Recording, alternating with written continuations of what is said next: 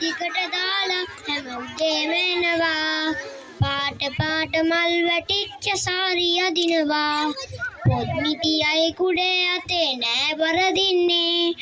එයාට අපි ටීචර් කියලායි අමතන්නේ. ඉතින් ආදරණීය ගුරු මෑණිවරුනි, ගුරු පියවරුනි, අද ඔබේ දිනයයි. ඉතින් මා ප්‍රථමයෙන්ම ගුරු මෑණිවරුන්ට, ගුරු පියවරුන්ට සුබම සුබ ගුරු දිනයක් වේවායි ප්‍රාර්ථනා කරමින් මා මාගේ වචන ස්වල්පය ආරම්භ කරමි. ගරු විදුහල්පතිතුමාගෙන්ද, ගුරු මෑණිවරුන්ගෙන්ද, ගුරු පියවරුන්ගෙන්ද සහ මා දයාබර සොහොයුරියන්ගෙන්ද අවසරයි. ඝන අන්ධකාරය දුරු කරමින් උදෑසන හිරු පායන්නාසේ අපගේ ජීවිතය ආලෝකමත් කරේ ඔබයි ගුරු මෑණිවරුනි, ගුරු පියවරුනි. අප පාසල් ගිය මුල්ම දිනයේ දෙමව්පියන්ගෙන් වෙන්වීමේ දුක දරාගත නොහැකිව අප පොළවේ හැපි හැපි යලන්නට ඇති. එවිට අප ළඟට ඇවිත් හිස අතගා අප තුරුළු කර අප සැනසූ ඔබ එවෙලට අපට දෙමව්පියන්ගේ සෙනෙහස ලබා දුන්නේය.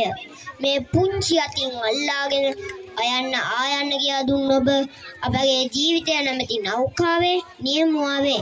ජීවිත නෞකාව ගලාගෙන යද්දී අසුවන ඡණ්ඩ මාරුත පසු කරමින් අප යහමකට යව් ඔබ අපගේ සැබෑ ජීවිත නෞකාවේ නියමුවාවේ.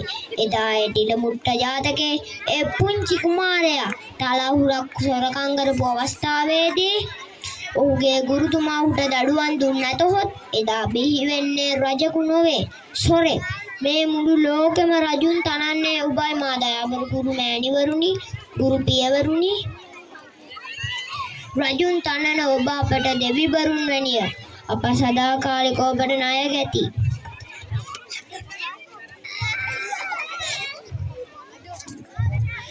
ඉතින් මා නැවතත් ගුරු මෑණිවරුන්ට, ගුරු පියවරුන්ට සුබම සුබ ගුරු දිනයක් වේවායි ප්‍රාර්ථනා කරමි. මා මාගේ වචන ස්වල්පය අවසන් කරමි. අසා සිටි ඔබ සැමට ස්තුතියි. තෙරුවන් සරණයි.